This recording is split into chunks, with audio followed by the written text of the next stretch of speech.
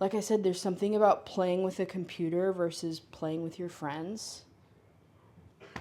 So why not do it every night for every single night for the rest of my life? Yeah. Hey guys, what's up? It's Willow back with Medium Sized Backyard, and today I am joined by Corook. Corook. Hello, welcome. Hi, thanks for having me. Of course, we're so excited to have you. You pulled up today with quite a crew. They're my buds. Yeah? Tell me about it. I love my buds. I think that the best part about this new EP is that I get to play it with my buds. That's probably the best part about being an artist, right? Yeah. Being able to play with your friends. Yeah, but like also like I've made a lot of pop music and a lot of it is played with a computer. You know what I mean? Which like it happens. Totally. Know? But like this one I was like I want to play with my buds. So it's just Bud Nation over here. Can you walk me through all the players? Yeah, I have Yusuke on the bass in this video, but he plays a lot of things. And then there's Tim on violin, and Micah on the keys, and Hans on the drums. Amazing. Yeah. Everyone sounded lovely. They were great. It's so cool. Well, I just want to say congratulations on the release of How Do I Relate to You? Thank you so much. How does it feel working on something for so long and it being quite an intimate process, of course, and then kind of giving it to your fans and your community and everyone who's been waiting for it? Yeah. So kind of like keeping this thing and then now it's like out to the world. Yeah. Is that a scary feeling? Does that excite you? Kind of both. Yeah. You know, you just never know how it's going to be taken. And like, I've definitely lived in both worlds where it's, you know, the response is like really great or it's like really negative. And like, the best part is that I've been there. I've been there for both. And it's just like, whatever it will be, it will be. And I've just been so proud of the project as a whole that like it being released is just kind of the final hurrah. Yeah, you know? I think that's a great answer. I kind of want to talk about the title for a second. How do I relate to you is very like personal question. It's also kind of a universal question. When did you kind of land on that being the anchor for this project? Honestly, probably when we wrote the song Relate to You. It was just like the question itself, how do I relate to you, encompasses so much of what I'm trying to talk about. It makes me think about all the different people online that are interacting with my stuff, whether it be in a positive or a negative way, and how different they all are, but somehow I came across their page, you know? And so it feels like a really fun invitation. Like, how do I relate to you?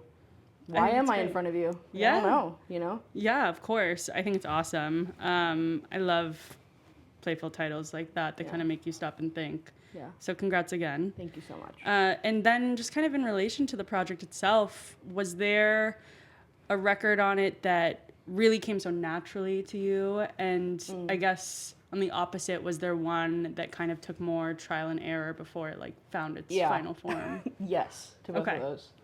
Relate to You was definitely the hardest one. I feel like it's like the most sensitive topic, you know?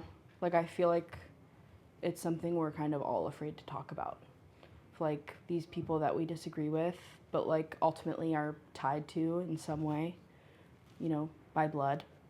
It's really hard to just be like, oh yeah, I'm just gonna write them off, you know?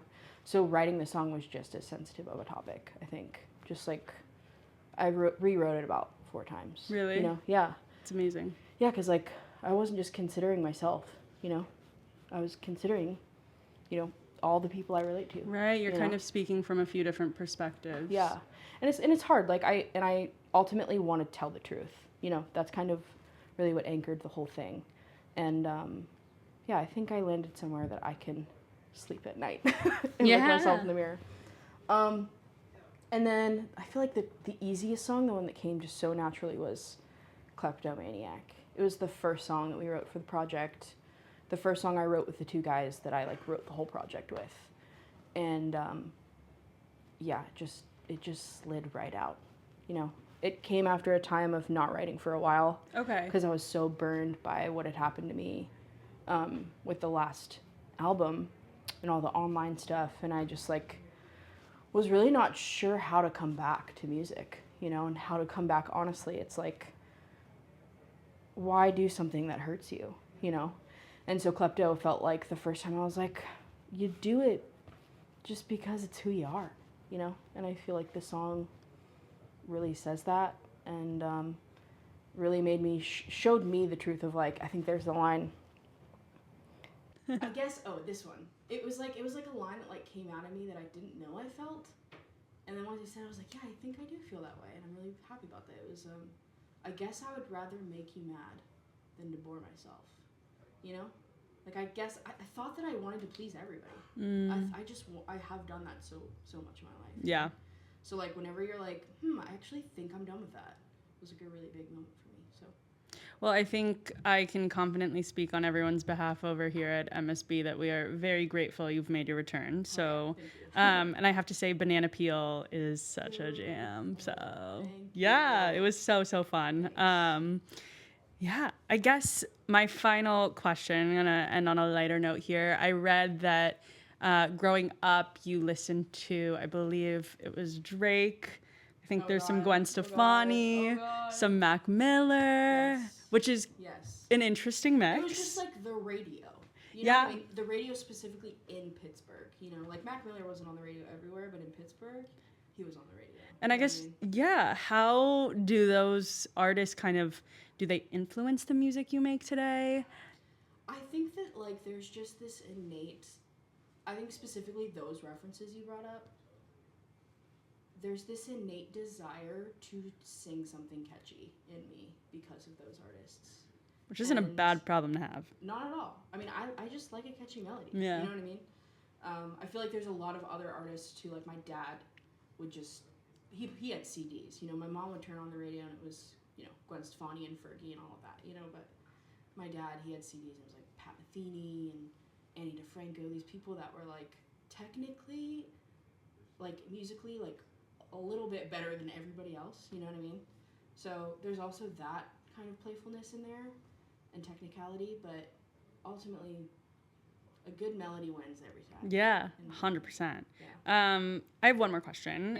Yeah. In relation to the project, how does the idea of taking this project on the road feel? Maybe the most exciting it's ever been. Yeah. Yeah. It's like, I mean, I'm sure you could tell, like, we're just having such a bomb. Yeah. Like, I mean, I've played many shows that I love, but like I said, there's something about playing with a computer versus playing with your friends. So why not do it every night for every single night for the rest of my life? Yeah. Like, hell yeah. It's the best. It's the best feeling, and it sounds better in my opinion. I agree. I can already imagine the crowds at your shows. So, well, I just want to say thank you so much for coming through, playing us some of your music. We're so excited for you. Thank you. Thanks for having me. Thanks for being here.